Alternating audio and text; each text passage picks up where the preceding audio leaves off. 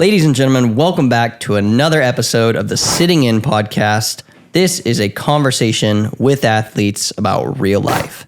Today, we are sitting down with Luke Creger. Luke is a triathlete, a 70.3 Ironman, I guess, specialist would be my take on his background. But yeah, I'll turn it over to Luke. How would you introduce yourself? Hey guys, my name is Luke. Best TLDR on who I am is a runner first, turned triathlete, scratching that itch for a couple years. So love biking, hate swimming, but combine them all for competition. So that's me. What, I guess let's go all the way back to the beginning then. How'd you get started running? Was that like as a kid? No, that's a great question. So the short version of this is when I was in college, which this doesn't deviate too much from my life now, but I was just having, 2-3 IPAs a night, a lot of pints of ice cream, and I was 45 pounds heavier than I am now. And one day I'm like, I need to start running on the treadmill. So told myself, hey, I'm going to run 3 to 5 miles every day and, eat very little. And that's how I'm going to lose weight. And then I just fell in love with running from there. So you did the classic calories in, calories out thing. And what's your, you said you were in college, right? So what were you studying? I studied business at the University of Michigan. Okay. Yeah. Oh, wow. So Michigan to San Diego. I guess starting out then, how did... Did you grow up in Michigan? Yeah. Or?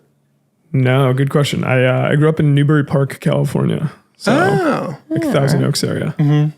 Yeah, I know where that's at. I lived in Ventura for a couple years. Hell yeah. No, my Kira's family was in Ventura. My grandparents live in Oxnard, so... The Nard. Dude. Yeah. Yeah. Spent so many weekends right by the base, like Port Hueneme is where they're at. So it's a fun place. It's dude, there's a ton of Filipinos there. So Do you think that's why your family was there? Or? For sure. Yeah. All right. That's why my mom's side of the family's there. Okay. Is your dad's side also Filipino then, or are you just partially Filipino? Yeah, half Filipino. My dad's Caucasian. My parents both went to Channel Highlands High School, so in Oxnard. So that was the Ventura County origin. And then you went to Michigan? Yeah. I wanted to go to business school. Mm-hmm. Got rejected from Berkeley, UCLA. Got into Michigan. They had a good business program, and I went. Oh, see, I thought you were going to say you went for the weather. California, SoCal. I actually wanted to drop out like really bad after the first year. Not drop out of college, but transfer back. You grew up in Southern California, perfect weather. Me and my friends drive to LA every weekend. Everything revolves around like having a car, doing fun shit. And all of a sudden you're like landlocked in a small college town, nothing around you but the college campus, and then snow, and it wasn't quite the same. Just culture is different. Had you been in Newbury Park your whole life leading up to that point? Yeah, never moved. What was the jump like then to go all the way to Michigan for school? It's one thing that I think a lot of people experience is, if you stay local to California, you're not too far from home. A lot of your friends kind of go to the same schools. It's easy to meet people. Going all the way across the country, though, it's got to be a different experience. Definitely. Yeah, it made it especially hard because Kira and I met in high school. We started doing long distance for college. So that jump was just like, and Kira's your girlfriend, right? Yeah, Kira's my girlfriend. Having my friends, my girlfriend, everyone's still in Newbury Park. She's a year younger than me, so she still had to finish high school. And then I would be in Michigan. Probably wasn't the smartest thing in terms of like college acclimation, but I would just like spend all my money flying back once a month, hang out, get to do California things, kind of eased the transition more or less. That's probably also how you were able to like finish out. Like if you had like been like, oh, I'm not going to fly back every month, you probably would have been like, yo, I got to get out of here. For sure. I think always having a trip on the calendar that I could like look forward to next kind of gave me the chunked up excitement to go home every time. And then that way it was never too much like, there was always a light at the end of the tunnel, so to speak. Is that ever tough in like the middle of Michigan winter, man? Like you're just out there. Did you make a ton of friends in college and you weren't doing any sports just yet, right? You started running later in school. Yeah, no endurance sport. I kind of splashed around in clubs, hobbies. Did meet a lot of friends. That was tail end of my freshman year, and then sophomore year we really got closer. But dude, you name it. Like in high school, I played baseball growing up. Never really played any other sports. Got a year of basketball in like middle school, but doesn't really carry that far. But went to college, joined the fishing club, did a lot of bass fishing. Oh, fishing. Michigan esports, probably, dude, if we want to talk about cycling volume compared to Rocket League volume, I was probably putting 3 to 4 hours in a day, just like trying to get super dialed. You still play? It's been a while. Rocket League is one of those like surprisingly technical games, man. Like I remember playing some of that like later, just after college or whatever, and it was a ton of fun. But at the same time, I thought I was good at it, and then I would see dudes just like never touch the ground. It's crazy shit, man. Yeah, I was dating a woman for a while who her little brother was like a Rocket League like pro phenom. Yeah, dude, like some wonder kid. And I would like watch him play, and I was like, "Oh, we're like not playing the same video game. Like you're doing something else." Isn't it wild to think though that like every single hobby activity has that level of dedication? And like as much as I want to think it's unique to childhood sports, cycling, triathlon, running, whatever, like that same exact level of commitment exists in fishing. It exists in every niche video game. And like that being said, like when I played Rocket League, I was all in. I'm like, I gotta wake up, I gotta quote unquote warm up for 3 hours before I even play a ranked game. And then it's just like, dude, time in the sticks is the same thing as time in the saddle. That's such a crazy concept. Yeah. So 45 pounds heavier than where you're at now. What did that put you at? Like 198. I never scratched 200 on the scale, but I got really damn close. And this wasn't like weightlifting, like bulking up, like taking mass No, for gain. sure not. No, this was just, dude, probably not an ounce of muscle on that body, bro. And were you naturally thin coming into college? I wouldn't say thin. I was never like a lean person, but I'd say I carried a similar body type to what I have now, more or less, when I was in high school. So I describe it as you will, I mean, especially endurance sport athletes are very particular about the word thin. But I'd say, I don't know, I just looked average, and then one day I didn't, and it was like a slap in the face. Yeah, so it's so also wild, like people when like especially endurance athletes like talk about body types, like what they think of like, oh well, this is what an athletic body type looks like, or like, oh, this is what a thin body type looks like. It's like, I'm not sure. Like, I mean, like for like myself, like I'm definitely an athlete. I would not describe myself as like athletic looking, It's so hard because I know what you're capable of, and I know you're an athlete, but that's the thing. It's like, especially endurance sport athletes, people look at guys like Christian Blumenfeld, and he's just like a machine of a human. And like, you look at him and it's like, that guy is like Olympic gold medalist, triathlete / like Kona world champion. So, yeah, dude, like I'm sure myself, as well as many people in the sport, have all had, whether it's eating issues or like some sort of body, dysmorphia at some point. That being said, I don't think it has to be this like taboo thing. I think it's more just like, your performance alone can offset your mental thoughts about yourself.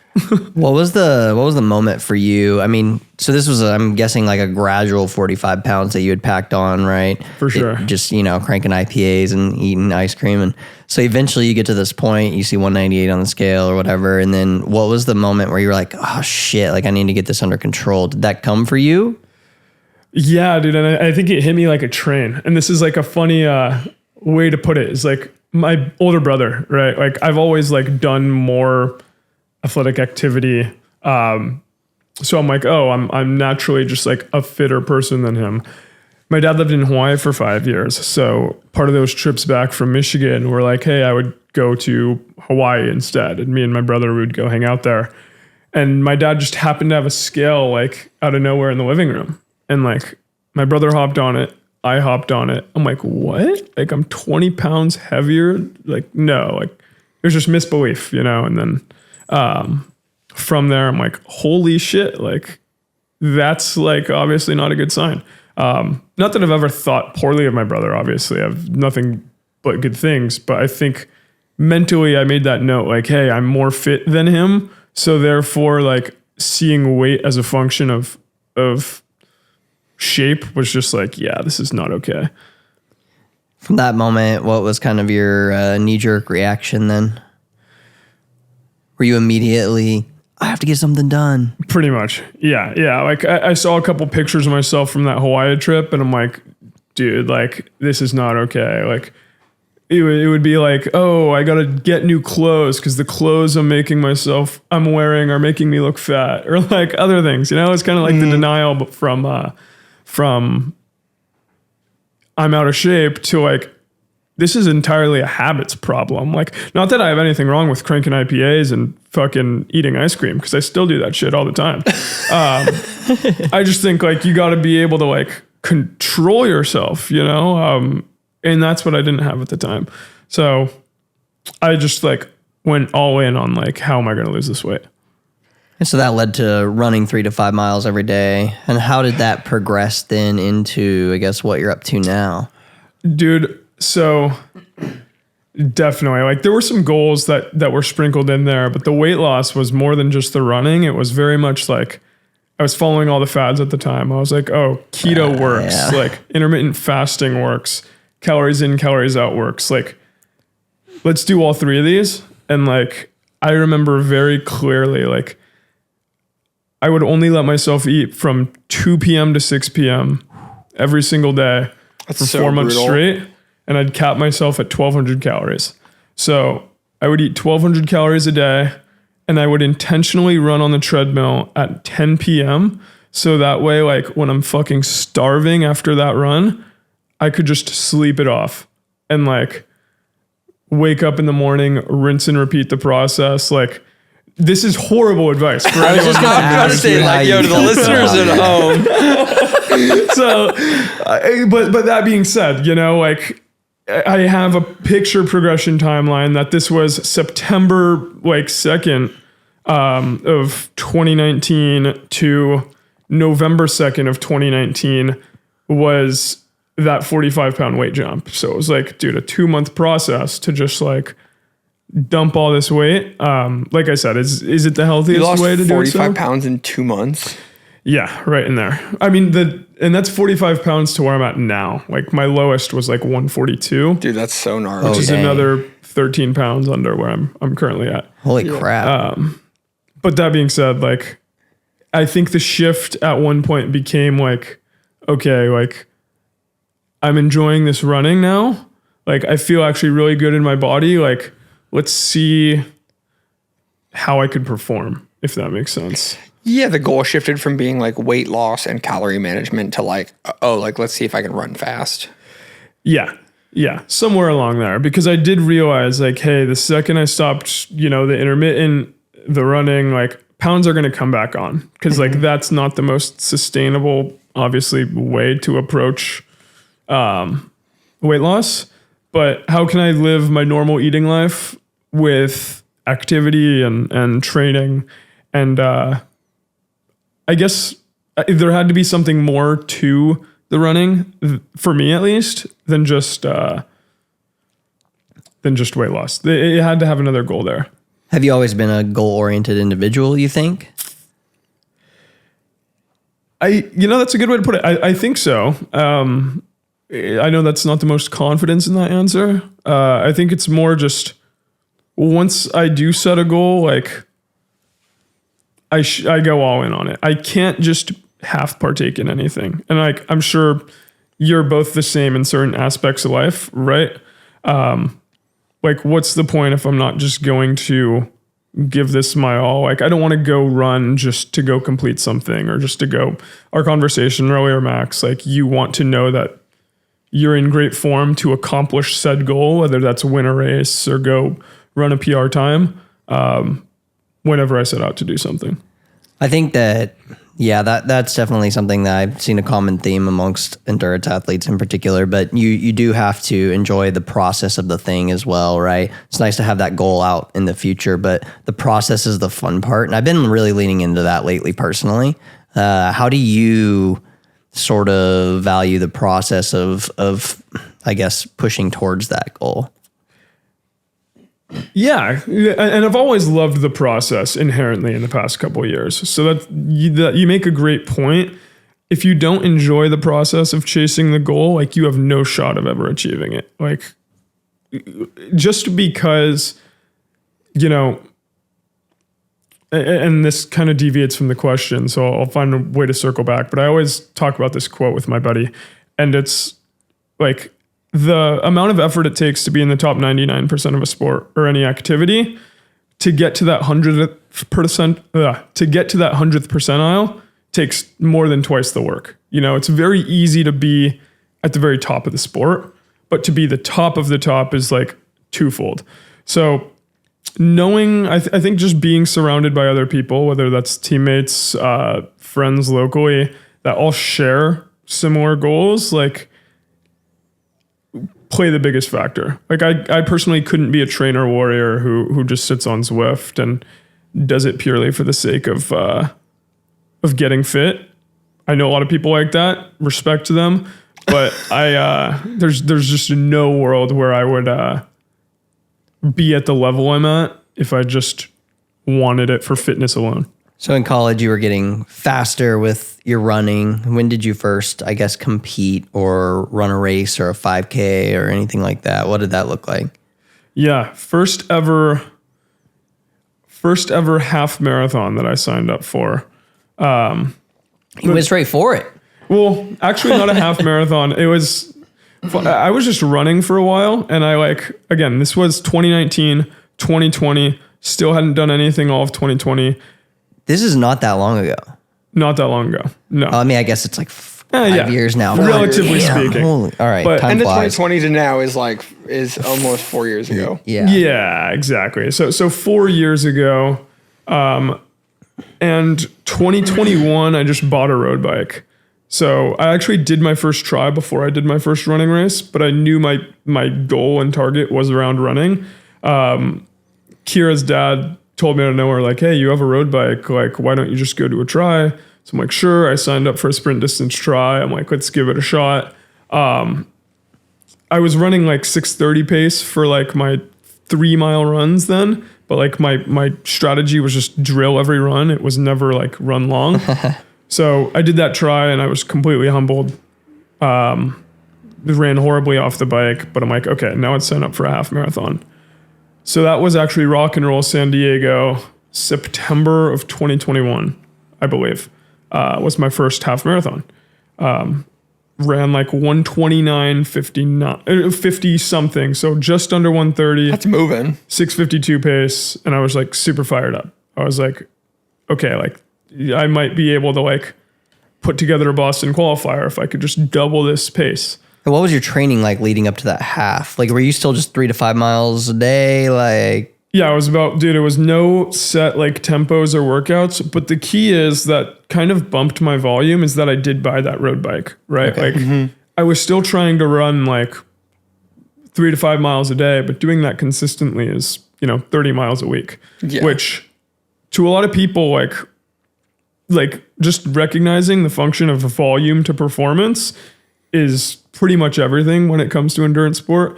So having that 30 miles a week plus some bike rides mixed in, and we're talking like 12-mile rides at 14 miles an hour, like, flat pedals, like, it's still an adaptation though. Like, yeah. But I think, like you said, it's an adaptation. It's something to add stimulus, get my heart rate up, stacks on top of the running. So. And then at what point did you decide that you were like, it's funny because like the three of us ride together. And so I always like when I ride with my triathlete buddies, I'm like, oh yeah, they have to be cyclists first because that's where I see them. But so at what point did you start to be like, all right, like I'm going to go from like a flat pedal running guy to like, I mean, I guess like in the last 3 years, where did you start to like pivot, I guess, away from running and towards tries? Definitely. I'd actually argue that I'm still running focused. Is still my priority. The moment I shifted though was just because I was riding so much with friends. I think once I built the community around cycling, when I moved to San Diego, it was like, oh my gosh, like this is actually a culture that so many people ride. It's cool to ride. It's not just like, a ton of guys in Lycra that are putzing around. It's like, it's chill dudes that I want to be friends with. And then again, going back to culture community, I think that was a driver to say like, okay, I have to get good at this, but I don't want to sideline my marathon goals. So trying to bump those up in tandem just kind of made triathlon, especially distance inevitable. So you said you were interested in this Boston qualifier time after the half, the rock and roll half. What did the next step look like for you from there? Were you just running more? Yeah, no, good question. I shoved all the chips into the middle. I was like, hey, I'm going to do this. I'm going to qualify for Boston and leave no stone unturned. And a coworker at the time was a former like Oregon runner. His name's Dan Okerman. Great dude. He's like, hey, I'll help coach you to do this. I'm like, awesome. That'd be phenomenal. That's exactly what I'm looking for. Instantly started running 55 to 60 miles a week and just like got the long runs up. Went out, did my first marathon, slight downhill marathon in Ventura, but I ran 2:42. So I blew the sub 3 hours out of the water. And he actually is what planted the seed inside my brain. Unfortunately, he's not running anymore. But at the time, he was running like 80 miles a week and he wanted to qualify for the Olympic trials in the steeplechase. So right after running that marathon, my goal became qualify for the Olympic marathon trials. And that's, again, still the North Star to this day. So every marathon that I put on the calendar until then is just like, how do I chop more and more off my time? What is what's like automatic qualifier for the Olympic trials? The trials qualifier right now is 2:17. So it's a 5:15 marathon pace. Oh my God, that's faster than my fastest mile. Yeah, that's moving. So right now that's like my 10K pace. So I have a lot to work on for sure. Yeah. I mean, I don't know how quickly like running adaptation does, but like, I feel like extending that like time to exhaustion, because like a 10K takes you 40 minutes ish. 32. Okay. Yeah. Can you equate it to cycling in the sense that, and I only go to this because this is what I'm familiar with, but cycling seems so like you can go so hard. Like if you get your 3 hour up to whatever, like an hour at that pace is like, dude, whatever. It's very easy to do. So is it similar in that regard? Like if you can run 3 hours at like a 7.5 minute pace or 7 minute pace, is it now like you're 40 minutes humming? You can run like sub 6, sub 5:30. Oh, for sure. Yeah, I'd say it translates very similar to an FTP. When you're looking at running, I'd put somewhere between your 10K pace and your half marathon pace would be like, that value that would be your FTP. And really from a coaching and like training standpoint, like you can really structure a lot of your run workouts in that similar range. So like, hey, your FTP means like, roughly your half marathon pace or your LT2, like when you're, getting really nerdy into training. And you could really just function those run workouts exactly as you would cycling run workouts. So you finish up at Michigan and then you moved immediately to San Diego, or? Yeah. Okay. Yeah. And how did Kira fit into that move at the same time? Was she down for it? And was she already cycling at the time? She was not cycling at the time. She actually went to UC San Diego. Okay. So being 1 year behind me, I graduated at Michigan. Your visits then became San Diego, I'm guessing. Exactly. It was just like, hey, you still have 1 year. Let's just move in together. And we moved into an apartment in Del Mar. So she just commuted to campus up Torrey Pines. And I worked remotely from Del Mar every day. What's your day job? I left my old day job. I worked in software sales for 3 years. Now I do a bit of marketing freelance that manages that same software that I used to sell. The software is called Klaviyo. It's an email and SMS marketing platform. And then I also work part-time as a just watch broker with one of my buddies. Oh, that's cool. Yeah. Like wristwatch? Yeah. It's a Tribeca watch. We sell Rolex, Audemars Piguet, and Patek Philippe is what we specialize in. The big three. The big three? The APs. I always think it's like, we talked about this like before, about like there's a distinction in triathlon between amateurs and pros, right? Yes. So honestly, I don't actually know what the difference is. So like, what I'm kind of curious about is like, so one, next year, do you have the option to be a pro triathlete? Two, if you do take up that option, what exactly does it mean to be a pro triathlete? Like in cycling, like it's very like what a pro cyclist is very like well defined. It's like, oh, you hold this one type of license. You have to get it from certain teams. If you don't have a license like that, you're not a pro cyclist. So like, what is a pro triathlete? And is it a goal? Is that something that you're looking at? Is it? It's tough, right? I actually I have this answer like full already. So like take pro 1-2 races in cycling, right? You know the 1-2 guys, you know the pros. In cycling, just because of dynamics, tactics, like a 1-2 can certainly end up on the podium or actually just like win that race. In triathlon, once you accept there's no combined pro 1-2 start lists, so to speak, right? The problem is there's 3 different disciplines that really changes the dynamic of the race. So a lot of top amateurs have qualified to be a pro triathlete. Like it's very, the window, I'd say for like the top 1% of amateurs, like you can take your license, accept it and start racing. The only difference is once you take your pro license, you're not allowed to race in any Ironman races that are amateur only. And that's about 70% of total Ironman races. Oh, no shit. So the question is, as a pro triathlete, right, if you want to take that pro license, you can now only race in select races, but now you get to compete for money. I personally have there's a couple trade-offs, I think, where it makes sense and it doesn't make sense. And that's largely also dependent on like what your skill set is. Someone like me who's a bad swimmer, who has no chance of catching like pro swim packs, and then I obviously can't bridge up to pro bike packs. Where I'm at now, I don't think it makes sense because I wouldn't be in the money in pro races. That being said, if your worst discipline is running, or like you're a beast swimmer, or your swim bike combo is strong enough that you can get to the front packs of the bike splits, then in that case, I think it makes sense to go pro because you're losing out on some of the draft pack benefit. Your times would arguably be faster if you did get out of the water earlier. But for reference, like, again, in the pro field, there's a lot of those 1-2 guys who wouldn't even be, winning amateur races. Yeah.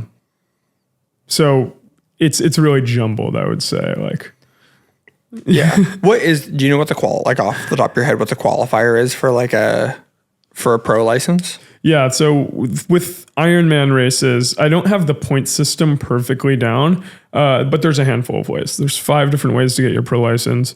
The way that I qualified last year in Maine actually is like, if you get a top 1 or 2 age grouper overall in a race that has a pro field, like that is an automatic qualification. The next way is a function of points. So Ironman grants points to everyone in terms of what percentage of the field they finish in. So usually that's like if you're in the top 15 or 20 overall in a race, Like you get a certain number of points. And then you have to sustain that for an average of 3 MDOT races or Ironman events that year. So if you get like 3 top 10s in an amateur field or 3 top 15s, like I've seen that qualify for a pro license. For a pro license for some people. But that isn't always the case based on like how many people are in the race and whatnot. Yeah, there's like a bunch of extenuating factors. Yeah. How hard is it to be top 10 amateur in a 70.3 is the primary distance for Ironmans, right? Yeah. Okay. How hard is that? I have no idea. I know how hard it is to be top 10 in a freaking P12 bike race, but Yeah, I'd say amateur fields have gotten extremely competitive in the last couple of years. If you look at the same exact race 1 year back, 2 years back, I think 2022, if you go on Ironman, click any race and click results, you'll see winning times for 70.3s are probably 15 minutes faster than they used to be. So like, it's just one, like it's a great sign the sport is growing. But 2, like the competition is growing because the runs, like if you could run like 120 low, which is like, I don't know, like 6:05 pace off the bike, 6:10 pace, that's usually wiping the floor. Now everyone is running like in the 115s, like 114s. And like, if you don't have that in your repertoire, like you're not at the front of an amateur race. Same thing for the bike. Like if your bike split isn't 25 plus miles an hour in a 70.3, like plus the ability to run hard off, or if you don't run hard off, like have a good swim, again, like you're not going to be up there. wait, so explain the distances for a 70.3 real quick so everybody understands what we're talking about. Yeah. Half Ironman is the 70.3 distance. So that's a 1.2 mile swim, followed by a 56 mile bike, and then a half marathon run. So again, like the typical splits that you're aiming for compared to where I'm at. Top swimmers are swimming like 25 out of the water. I swim like 30 minutes, 31. Top bikes are anywhere between, again, course dependent. Some of them are rolling, some of them are pancake flat. But usually like a 27 to 25 mile an hour is like where you want to be for that bike. And then the run is just, again, people are running between 5:40 pace to 6 minute flat pace at the top. And that's what it takes to be competitive as an amateur? To be top 5 to top 10 in amateur for sure. That's crazy. And again, 10 years ago, like that is what like, very strong pros were putting up. So the landscape I think has changed in triathlon a ton. The more I've like kind of studied it, looked at it, learned. But Maine last year when I raced Maine, that was my first 70.3. And I don't say this like to sound vain, but just for like an explanation, was that race had a 30-person pro field. I got second place overall amateur in that race, but that would have placed me, I think, 12th place in the pro field if I were racing pro. Yeah. So the other 10 people in that amateur field would have been in the middle of the pack as pros as well. Mm-hmm. So, yeah. So the thing that's hard is that like when we talk about like pro, good call. Sorry, y'all. No, smart.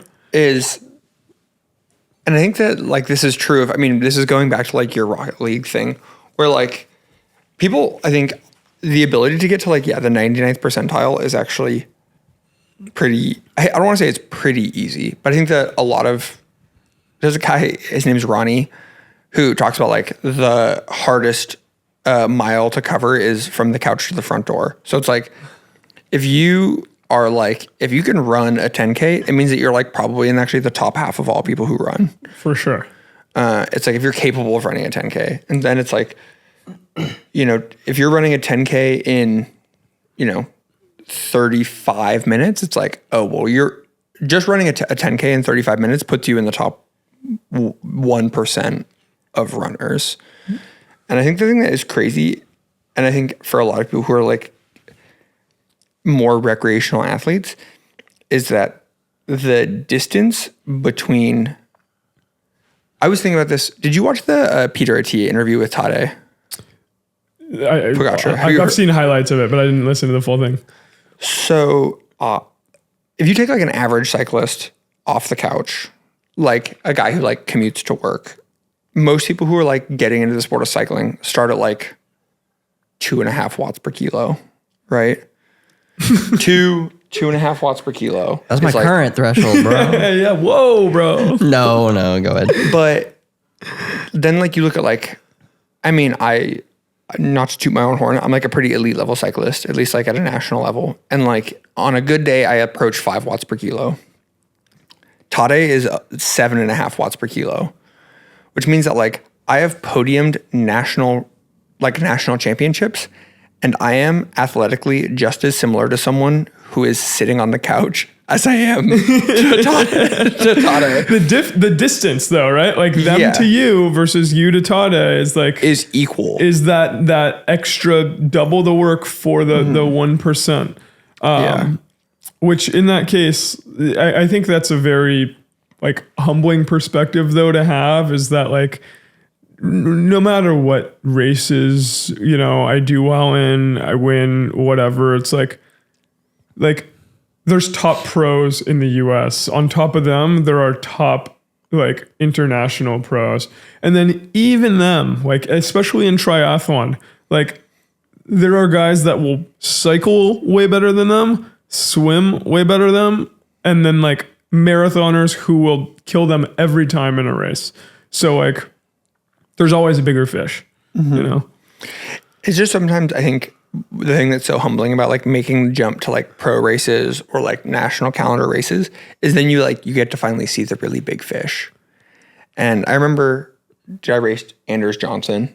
He lives in Colorado, and just like, he just rode me off the wheel. He just like, I was sitting like this far off the back of his wheel, and he just started pedaling harder, and I started going backwards. And I'm like, oh, That's what that is. yeah, that's what that feels like.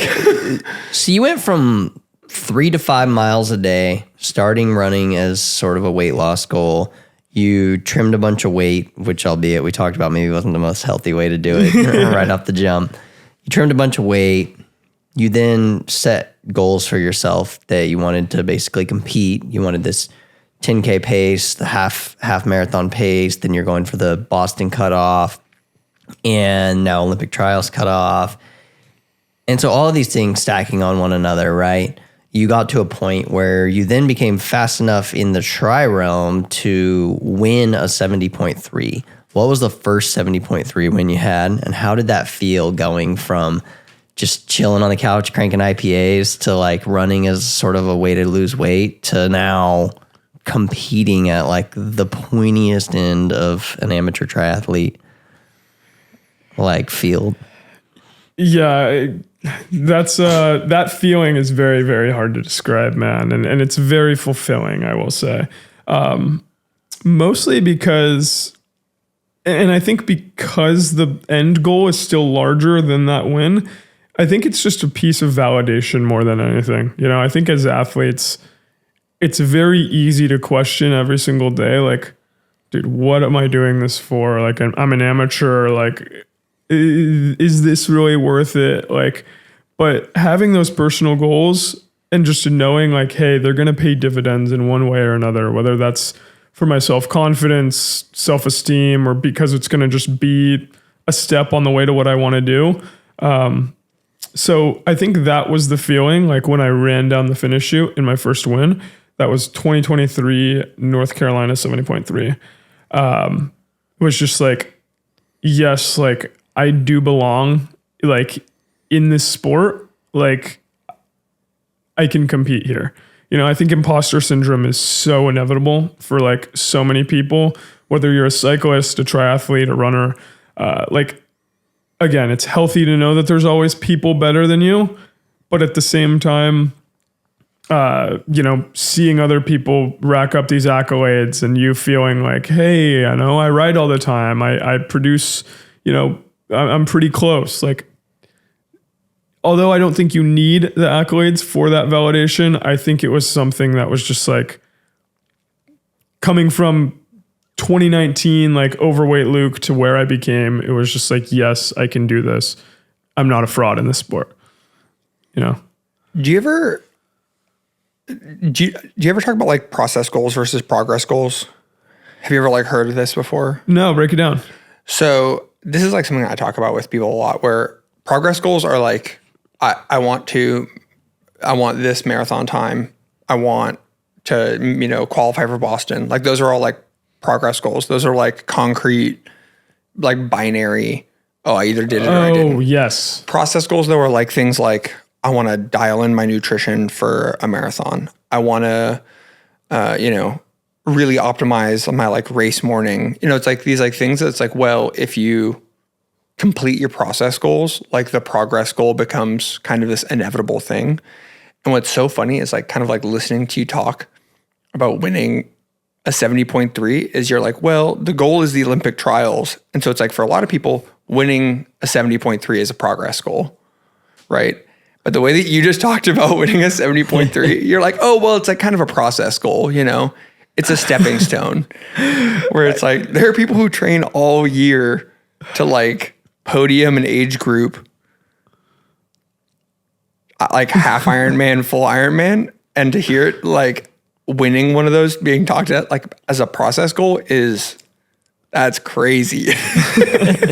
Don't get me wrong. Like that was definitely like, it was definitely a goal in the overarching process, a side quest, if you will. Yeah.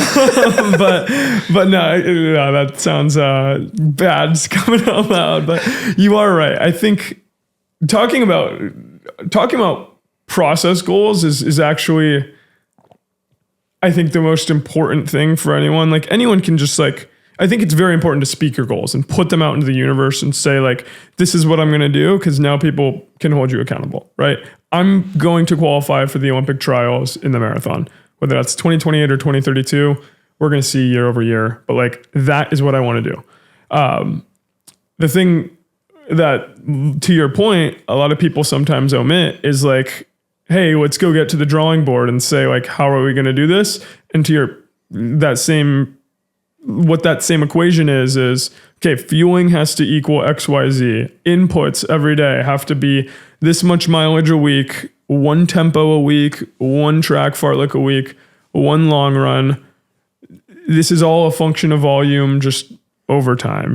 Good days turn into good weeks turn into good months turn into hopefully good years. And then if we do that long enough, like progress goal happens. Mm-hmm. So, you hopefully just keep on stacking that volume and the other results will happen on the way. You just won Waco, didn't you? Yes. Let's talk about that. Tell me about Waco. Dude, I actually really loved Waco, but for a reason different than I loved North Carolina. Like those were both wins, but those were very, very different wins in how they played out, how they looked, and like the race day scenario. And that's actually a lot of what I love about triathlon is like, you'll see races like T100 Las Vegas that are going on this weekend. And that's, it's loops on a hilly course in 95-degree heat. And then same with the running, you're running on a golf course in like really shitty conditions. So I think of it as like, think about cross-country running. It's like you're showing up with fitness, but I'm not just gluing my eyes to power or anything. It's just raw racing, right? So North Carolina compared to Waco North Carolina was like, hey, let's stare down at the computer and like measure my fitness versus someone else's. Because that day was smooth sailing on the course, great conditions. You could watch your power meter all day long.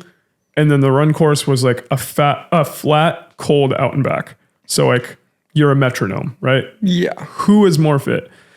Whereas Ohio, on the other hand, was a swim skin race. The water was 82 degrees, very hot. You get out of the water and then the bike is rolling, but it's pretty flat for the most part. then you get off the bike and it's 86 degrees. And at mile 2, there's this 110-foot hill. So it's like, I can't just watch the watch and know what I'm capable of. I have to just like focus on RPE, suffer through the heat, and try to suffer less than everyone else. So again, not what that equated to is like not a shiny PR. It wasn't the best run split of my life. But it was just like, can I hang in there way longer than everyone else? Where everyone else just gradually kind of blows up, you know? So I think that's what was more fulfilling about Waco is, you know, races of attrition are tough, and kind of just like mentally willing it out was something I needed for sure. Where did you start? Do you start the run like mid-pack? Do you start the run near the front, and then do you like claw people back? Or are you like on the run kind of first and you're trying to hold people off?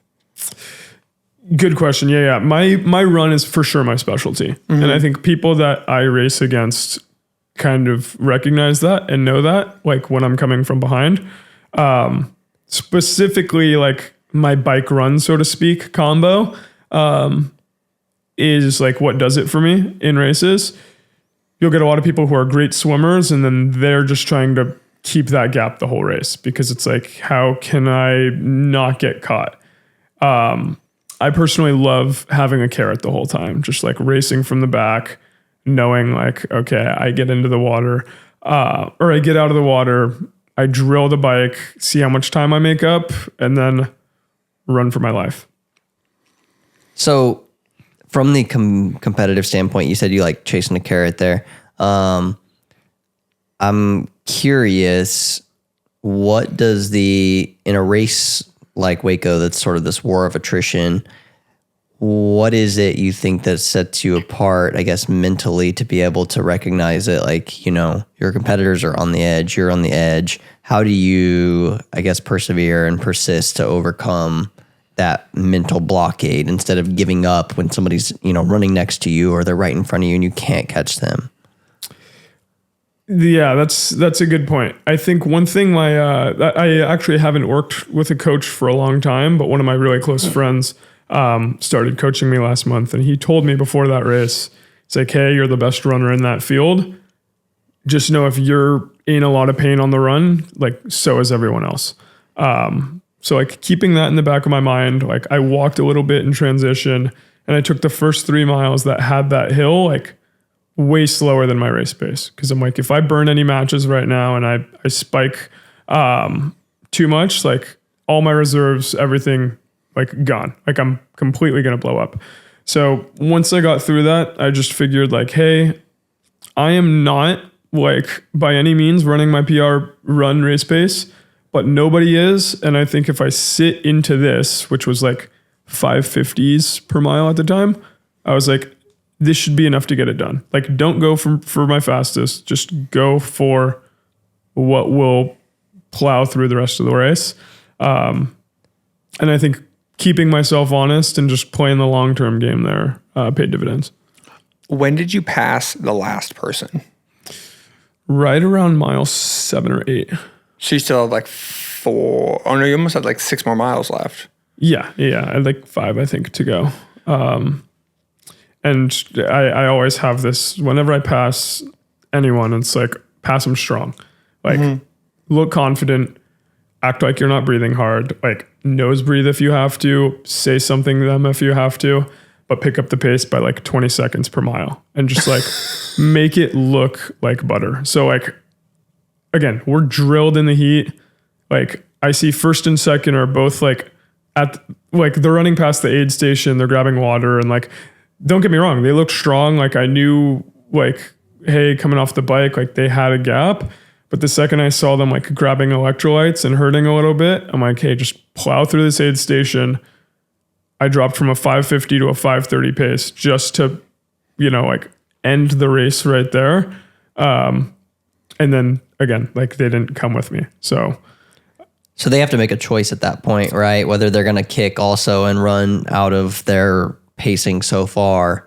and decide whether they're going to try and track your run pace, which you've said is stronger than the majority of the individuals out there, right? Yeah, and don't get me wrong. I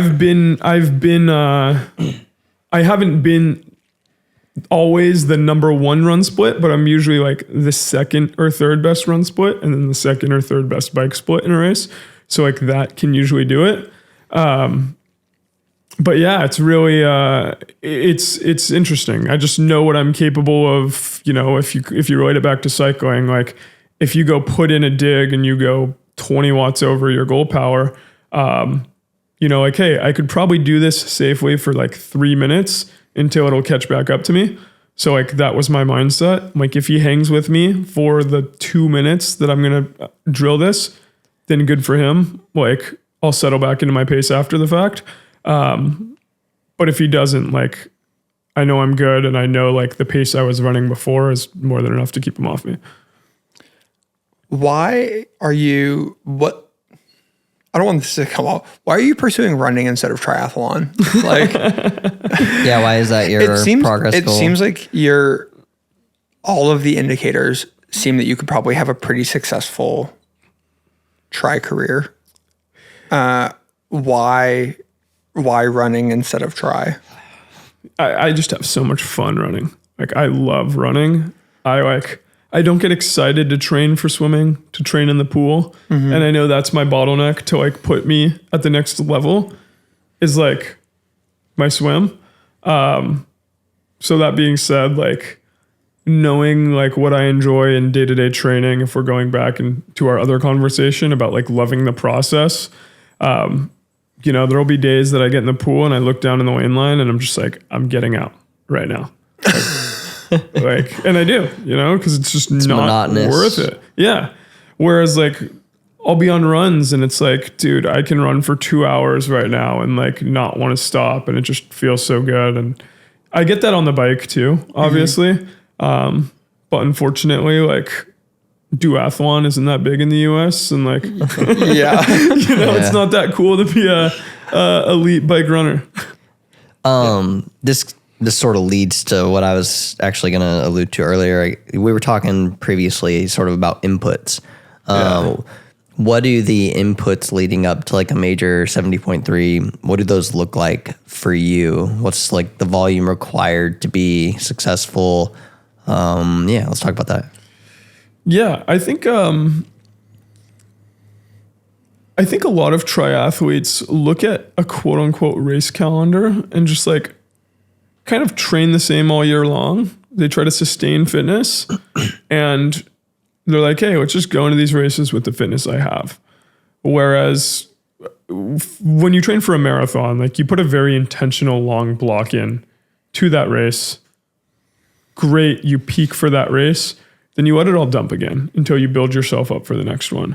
And I think taking that approach and kind of pushing it into triathlon helped me a lot because it's intentional about how I space my races out, doing the indicator like training and workouts, like leading into each of those races and knowing, hey, like the volume is always like, I'm limited by time, obviously. I can't just add more hours to the week, but like, how can I be intentional about those hours? And is that like starting off in the build, doing less race pace stuff and then gradually scaling to being able to do long efforts at that race pace rather than, you know, some people who, whether it's not having a proper coach or proper training, will just kind of put out of place workouts in their block that aren't intentional to build.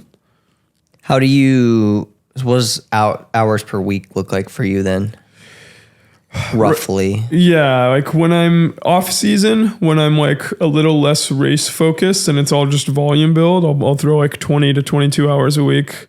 Right now, I'm probably closer to like 16. Okay. Yeah. 15 to 18. So the top of the range is like 22. Yeah.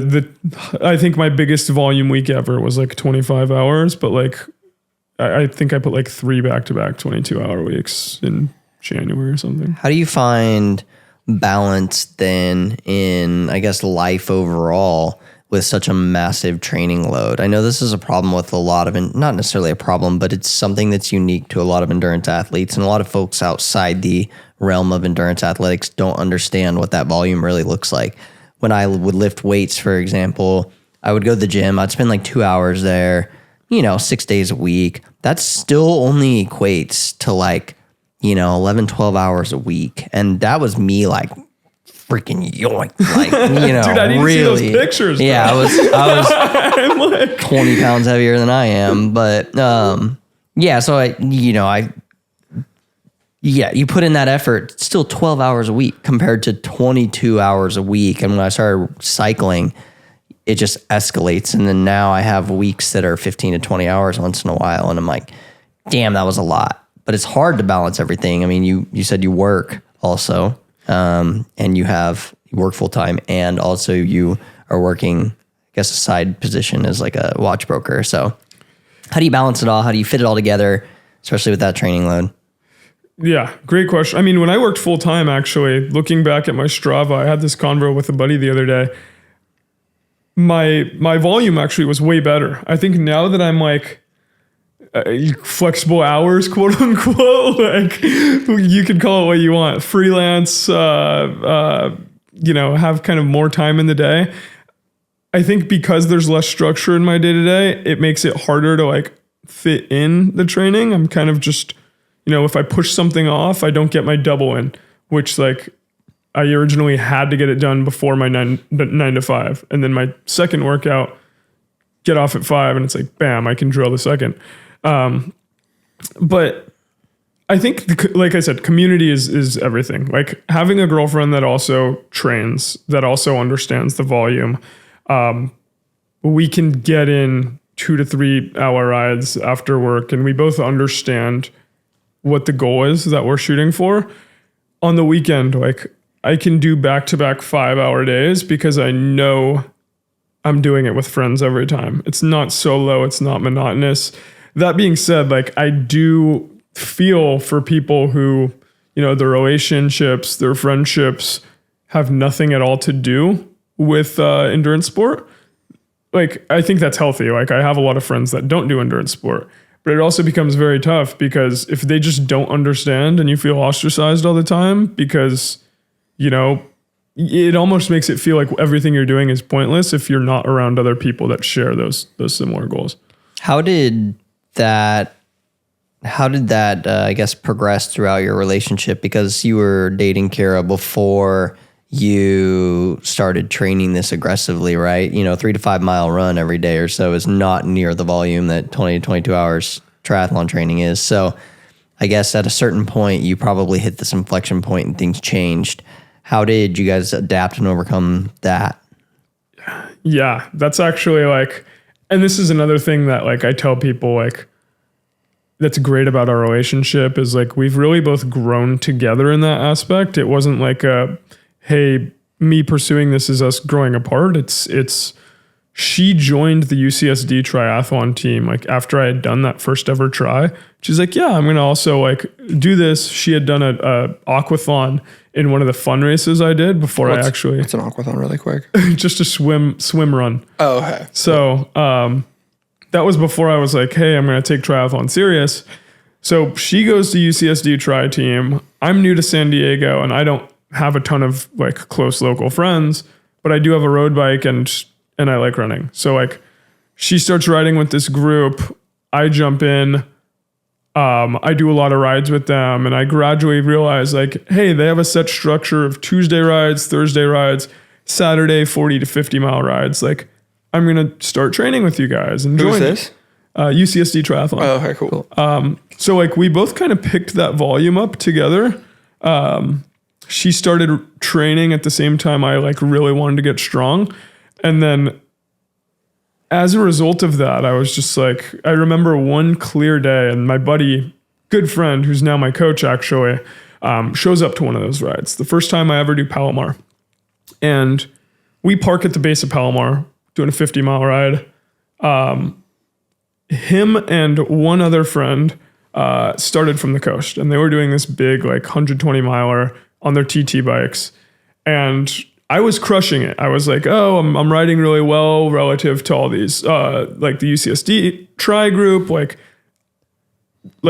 I'm riding like great with them. I'm climbing hard. Then these two guys come by and I'm like, hey, like, I'm just going to go sit on their wheel and like drill it. So sure enough, like they're cooking it. They're going to the top and I'm with him for about like 3 minutes. His name's Isaac Diaz.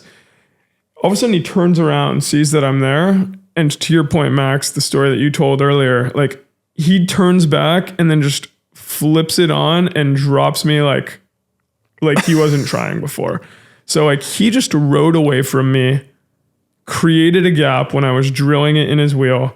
And he was wearing a full everyman jacket. So I'm like, who are those guys? Like that is my new bar. Like that is what I have to become. You race with them though, don't you? No? Exactly. Yeah, I was going to allude to the team thing right after this, so it's perfect. Continue. Yeah. So he drops me. That was on the climb to the observatory at the top of Palomar. So we were doing that extra stretch. I chat with him. I'm like, dude, you're strong. Good riding. He gives me knuckles. He's like, all right, man, I got 60 more miles to get done. Like, see ya.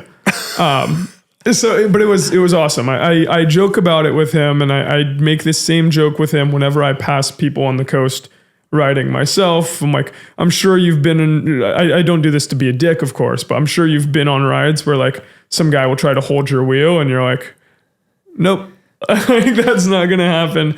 I have 6 hours of this to, continue. Yeah, dude. So that was my, that's the start of my quote unquote villain era I joke about. Cause like the second he flipped that switch in me that said like, oh my gosh, like I have to get way stronger.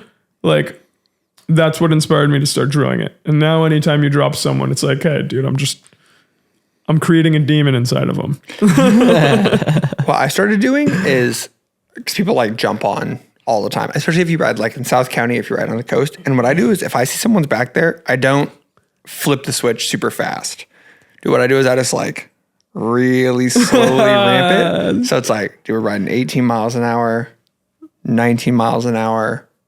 And all of a sudden it's like 22, 23, 24. And I just like, I'm like looking back, making sure that they're still there until all of a sudden it's like, oh, we're going 29 miles an hour down the coast. And it's like, I'm just seeing like, at what point does this person go shooting off my wheel? Yeah. Like, are they, you try to blow them up slowly. And well, you ramp test them. How committed are you? Yeah. Well, because that's like, the thing is that They go home on Strava, new threshold unlocked. Well, because if you, this is kind of fucked up. My thing was, I was like, well, if I just surge, then they just get popped right away. And they know you're trying to do it. So they'll be like, oh, what a dick. Oh, what a dick. Like they didn't let me sit in. The thing about it is that and that's like one thing where like, then I'm like, dude, they didn't learn anything. Right? That it's rude to suck random wheels in the so wild. the thing is, if you ramp it slowly, then what ends up happening is that fucks up the rest of their ride. Because they've now done a ramp test. They didn't know they did a ramp test, but they just did a Zwift ramp test. Unbeknownst to them. Dude, and that'll ruin the rest of your ride. They go home and they're like, damn, I'm shelled right now. Because they just did a maximal, they just found out what their threshold is. Unless their FTP is within like 20% of yours, then they sit and draft the whole time. And At which point, unlikely though. The thing though is, if that's happening, I know who they are. Yeah. And then I'm like, hey man, take a pull. This is a lesson in why you don't sit on strangers' wheels, folks. You know, do your own thing and enjoy, especially those coastal rides. Yeah. Clip this. Yeah. It's honestly crazy though. Think about it. Like how many people, like you probably don't realize this. And I said this to him, like today we joke about it because it's my buddy, but like we weren't close at that point and I didn't even know who he was that day. All I know him as was like, hey, that was that Everyman Jack guy that like dropped me like I was like nothing when I thought I was strong. And like how many people have you, like this is an answer you don't know, but like just you riding with other people like inspires other people to get stronger. Like they probably won't tell you months or years later, it's less likely, but just like knowing that there always is another beast out there, like is to me, it's, you could use it as fuel, or you could just get pissed off and offended that they're stronger than you, which is not a healthy way to look at it. I've always chosen, and I've always told people this, I think throughout like all sports in my entire life, is if you want to improve at the thing, find people better, stronger, fitter, faster than you, and just try and keep up, man. And like, you know, set that as a new benchmark and get there. It's like, dude, when I started racing, like the amount of times I followed attacks by this dude that I had no business like following, a million, you know, but I got so much faster so quickly. And like, dude, I'm going on like, you know, 80-mile rides with him and like Taylor, who is a pro cyclist and now my coach, you know, and it's like, those dudes are going to drop me. I have to chariot race and sit in the wheels all day long. And I'm like at my limit sometimes. And like, dude, those rides are like the biggest adaptations that you can ever get in. And so like, you know, a lot of people don't understand that in these sports, that is something that like I highly encourage, is like always riding with people faster than you and always like pushing that limit, people that challenge you. I guess, do you have instances beyond that one necessarily where like the people that you surround yourself with are constantly challenging you? Absolutely. Yeah. So that was actually, I hopped over one point that was like when I first got in, like decided like, hey, I will start taking triathlon seriously, is that same race that Kira did, the aquathon. It was Mission Bay Triathlon. I did the sprint again. I forgot what I got overall, something like not crazy. But I was on my first lap of the run because it's a 5K, and the guy behind me is doing the Olympics. So he's running a 10K, and he just blazes past me. And I'm like, at first I'm like, dude, let's run together. Like I thought I was fast. Like I wasn't fast. This guy was fast. He finishes the race. He gets first overall in the Olympic. Right. We start chatting, and his name's David Wild, and he's just a super happy guy. He's lived in Kona for the past like 8 years. But he's from San Diego. And he starts telling me like, hey man, like I think you could be really good at tri. Like I've got some buddies around here. Like it'd be awesome to train together sometime. So he invites me on a training run with some of those guys, Justin, Josh, a couple guys that have gone to best, other people that I just do long rides with. And they start giving me insights into their training, how many Ironmans they've done, when that always sounded like a pipe dream. And then I was like, oh, like this is what it takes. That next weekend, I did my second ever century with their names are Justin Weiner and Josh Ramirez. Josh decides in the middle of that on Great Western Loop, he's like, yeah, I'm going to do a 90-minute tempo at Ironman pace. And he's like, if you want to stay on my wheel, do it. And I thought he was joking because 10 minutes in, I'm like, there's no way we're doing this for 90 minutes. We fucking did it for 90 minutes. It was horrible. But again, those are like those defining moments, like things like that of saying like, okay, how do I train like these two guys to start doing like this level of triathlon? Joining Everyman Jack, where I show up to team camp the first year, get dropped on the bike by so many people, and just realize like I need to keep on being around people stronger than me. Otherwise, I'm not gonna improve. When did you join Everyman Jack? I guess, did you have a team before that when you were doing tries? And then how did you lead to like the team dynamic of the thing? Yeah. So like, again, that other century I was talking about, or that other ride with Isaac, happened around the same time I was training with those two guys, Justin and Josh, that lived in San Diego. I actually applied to join their team and I got rejected. And I was like, what team is it? Damn it. It was called Sparrow Elite at the time. Put them on blast. What's that? Put them on. It was Sparrow Elite. Bet you feel silly now, Sparrow Elite. Yeah. Dude. But I'm like, oh, that's a bummer. Like, you know, shot in the dark. I've done 2 sprint tries. Didn't have a lot under my belt. But I've ran a 2:42 marathon. And like, I'm going to apply to Everyman Jack, which is like arguably the strongest amateur team in triathlon, which has pros on as well. So I obviously apply. I get an interview for the team, and I'm talking to Rich. And Rich is founder of Everyman Jack, founder of the Tri team as well. Everyman Jack, the soap company? The soap and shampoo brand. Oh, yeah. Which, you know, hey, naturally derived, outdoor inspired, you know, natural ingredients. Look into the camera when you say that. Yeah. New coconut vanilla out now.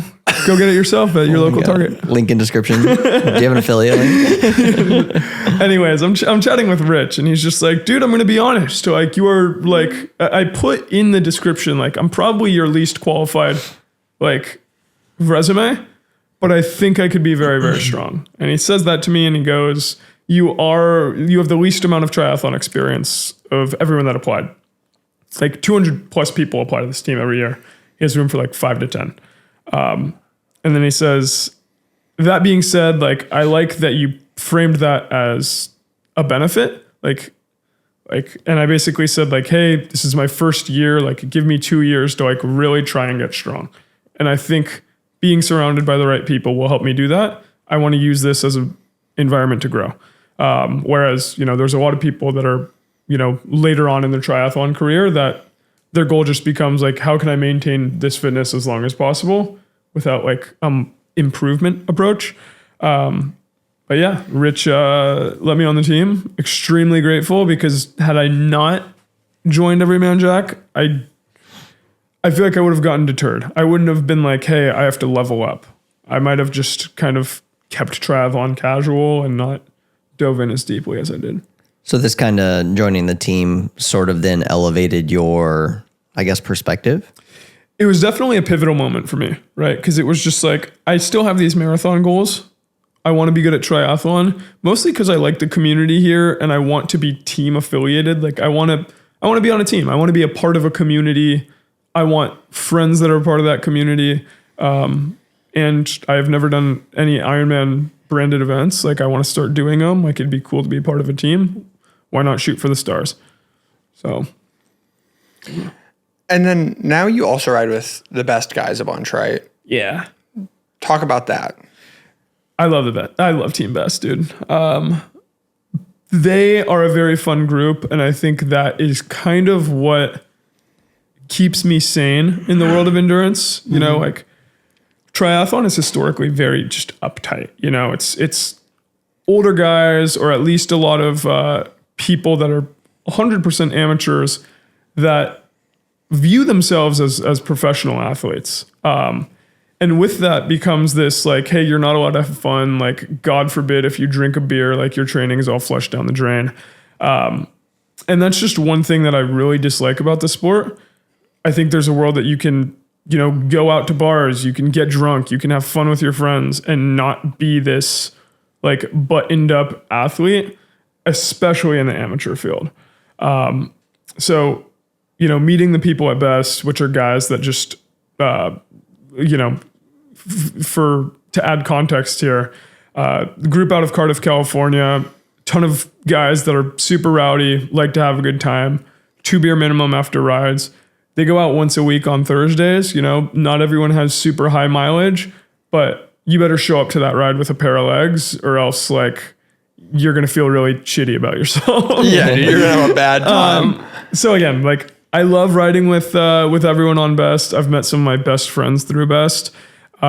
Just because it's very rare to find that like personality dynamic in endurance sport where you're young, you're in your 20s or 30s, you still go out, you have a good time, and you can ride your bike without thinking that you're a neo-pro, So There is like that weird epidemic of, I think that It's in every sport. of the label of pro. I feel like the label of pro has done irreparable damage to endurance athletics. to people's like self-perception of what they can and can't do as a person outside of sport. Well, it's also like, we've talked to so many guys now who are like, oh, I'm a gravel pro. Or like, well, what is like, what is the marker of being a pro? Is a pro you don't have to pay for bibs at the beginning of the year? Is a pro you get to pay your rent every month racing your bike? Is a pro means that you have this special piece of paper that lets the whole world know that you're a pro? Like, there are guys I know who hold UCI pro licenses who make $0 a year riding their bike, but they're pros.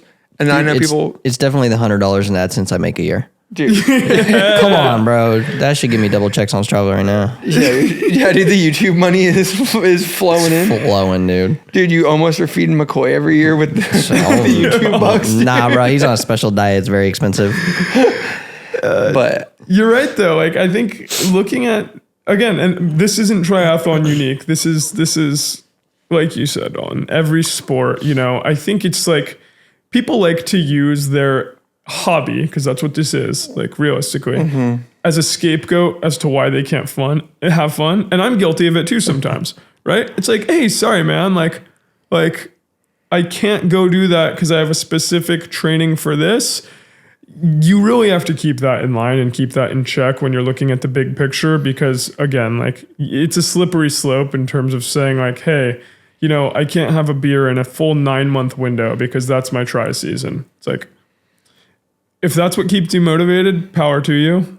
But I don't know. It's not you.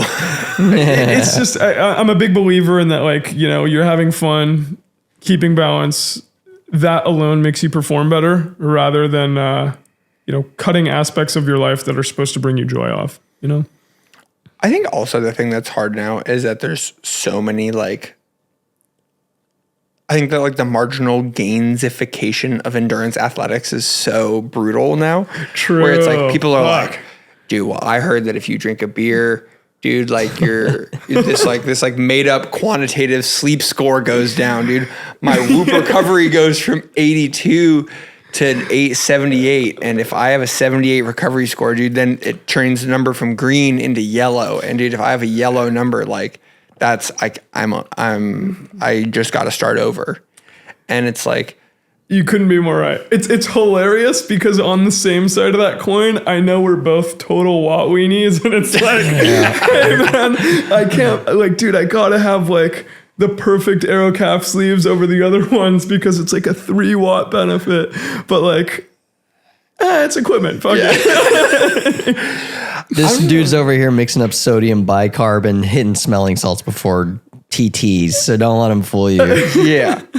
But I think that like, I always know that like in my heart of hearts, like the limiting factor between me. Genetics? No, it's like, it's not like, oh dude, I nailed my, it's like, well, I ride my bike 16 hours a week and the guys who whoop my ass ride their bike 20 hours a week. The difference between me and those guys is not like a beer a night. It's that those guys are genetically superior to me and ride an additional 5 hours a week.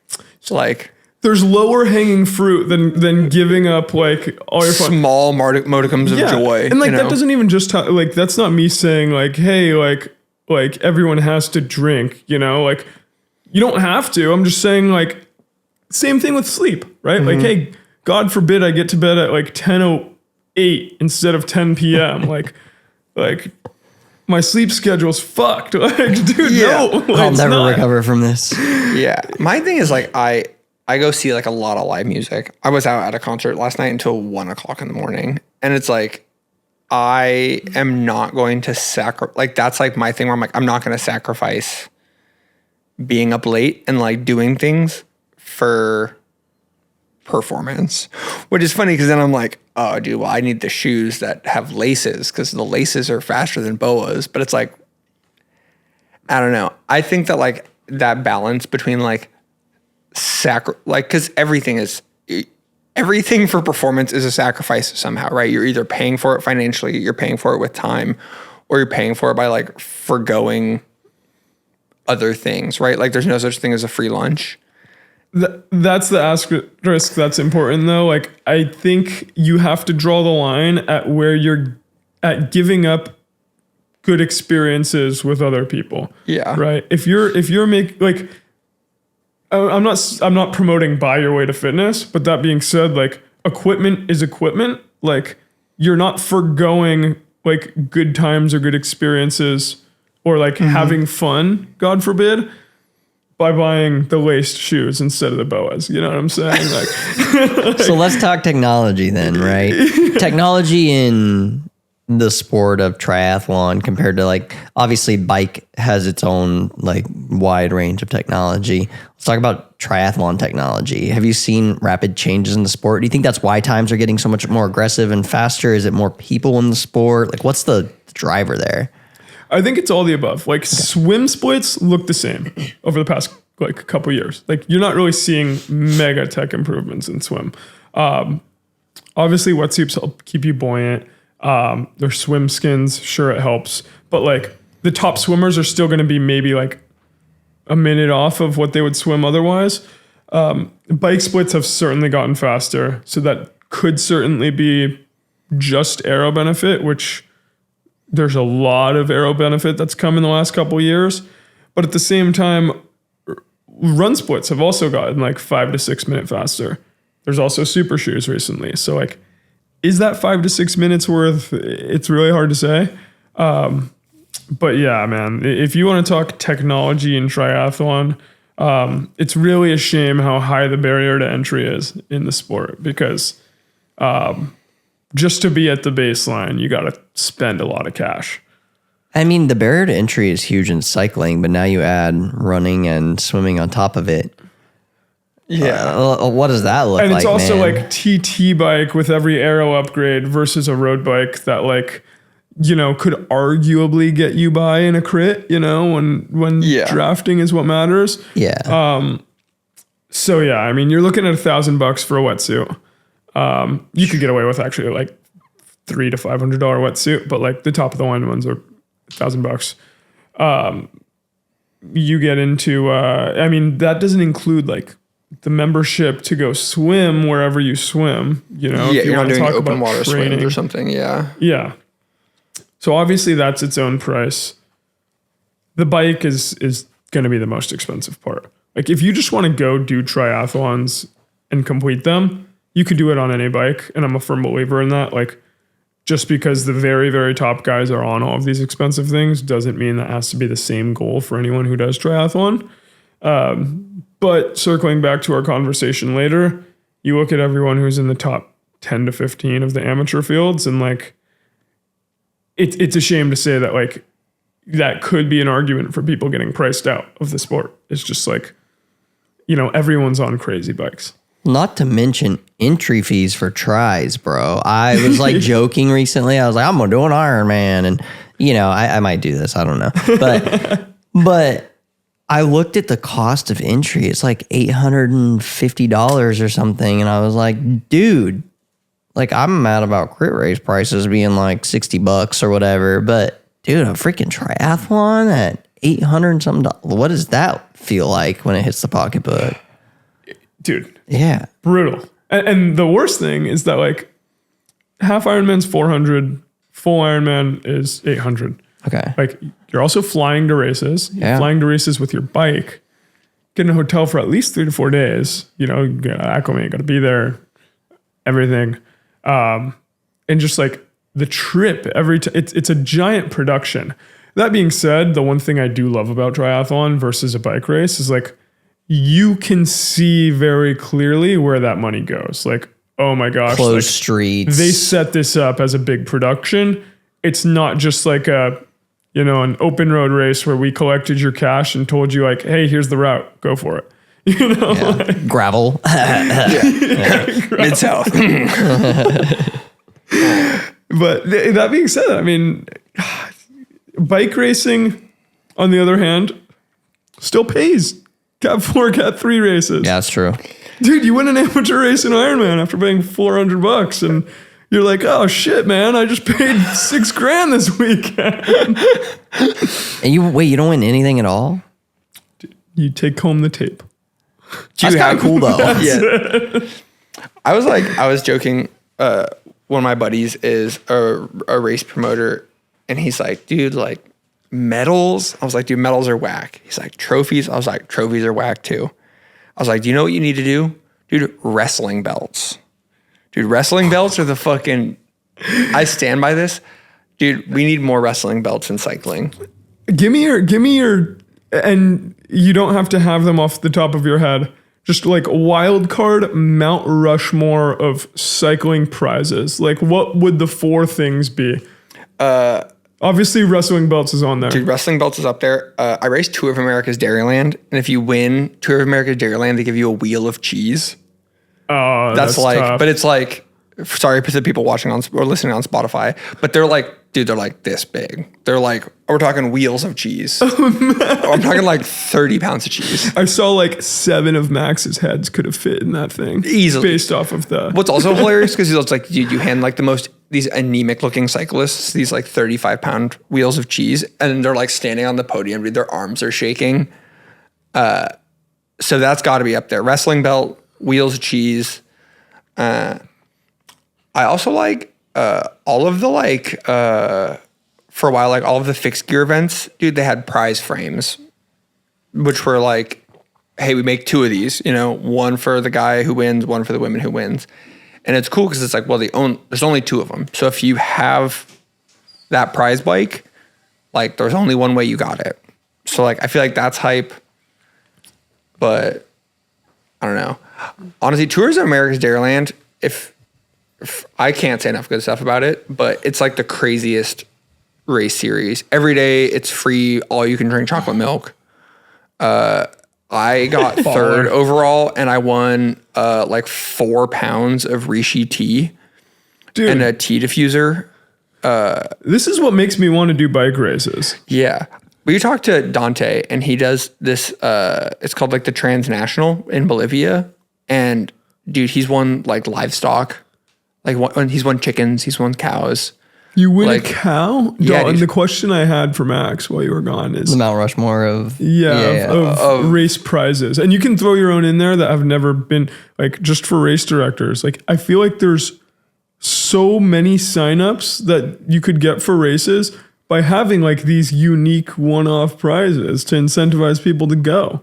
I think the thing is that like, I mean, cash is nice for the pros. I think that I'm actually of the belief that I think that you should have to have a pro license to win cash. I think though that like what should happen is give amateurs things that are worth racing for.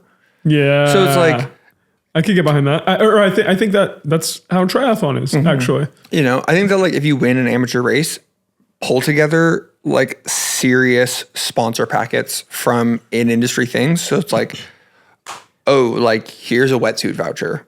Like if you win this race, dude, like $1,000 wetsuit on us, you know? And it's like, it means that like you don't like go home with a big check, but you go home with a bunch of things that like will, I think, continue to like light a fire, you know? Yeah, I mean, if you want a group set or a frame set or like wheels or a bunch of things like that would be pretty rad. Like actual functional things that you could use. Mm-hmm. Every year at Vision, it's not Vision anymore. It's the Jerry Baker Grand Prix. Dude, you win like the overall there, you win a disc and a 5-spoke. Yeah, dude. Which you know how pricey that stuff is. Yeah. Honestly, even like for winning like a local series, taking home like a huge Stanley Cup style like giant trophy, dude, I'd be pretty about that too. I think like overly massive, you know, or like a soccer trophy. Better than medals. Oh yeah, medals are F tier. Medals out. Medals are out, dude. I don't care. I about like a the medal. unique things, or even like a plaque thing. Like make it something functional. Like Kona gives wood bowls to everyone who gets their age group. That's it's like cool. That's sick. Yeah. Like, what's the coolest thing you ever won? Like, dude, triathlon doesn't do that, man. Really? Nothing. Tape. Like that's all you get to take home. So you have like I have 2. You have 2 big pieces of tape hanging in your room. In my office. Yeah. I've like won some, dude. I won a rock that had the race carved in it. It was like a Majestic race series. I've won I've won a lot of like race winner jerseys. I won one from an Easter Sunday race where the whole thing is like pastel purple and the whole bottom third of it is Easter eggs. It's like so fucking ugly, but it's cool. I like have it hanging up. Dalton, remind me, what were the prizes at Tour de Bloom? They have cool ones, right? Bloom. Like, was it like a cowboy hat or something up in Washington?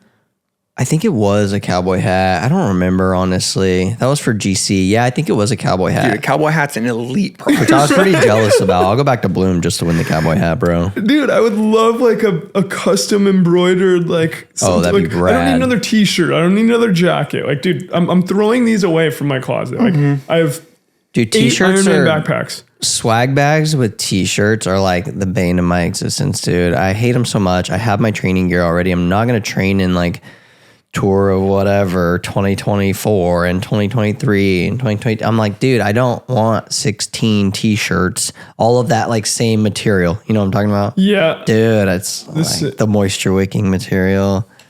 You know what I'd love thinking about it now? A pitcher. Dude, pitchers would be, or like a Stein. Like I know people The have boot? done like pint glasses, but like some triathlons do pint glasses, smaller local races.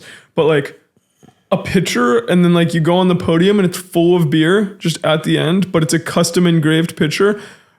That would be, I would put it on my shelf. Like, Yeah. I like True. if you win any of like the week long like European like mini stage races, all of them come with podium hats, but they're like local traditional podium hats. So it's like if you win Like some F1 looking stuff. no, if you win like Tour of Poland though, you have like a Cossack hat, you know, or it's like you win Flanders, the winner of Flanders has like these like big flat, but they're like, imagine if like you won like, I don't know, the like More flower wreaths too. Yeah, You know the ladies. big wreath that you throw around your neck?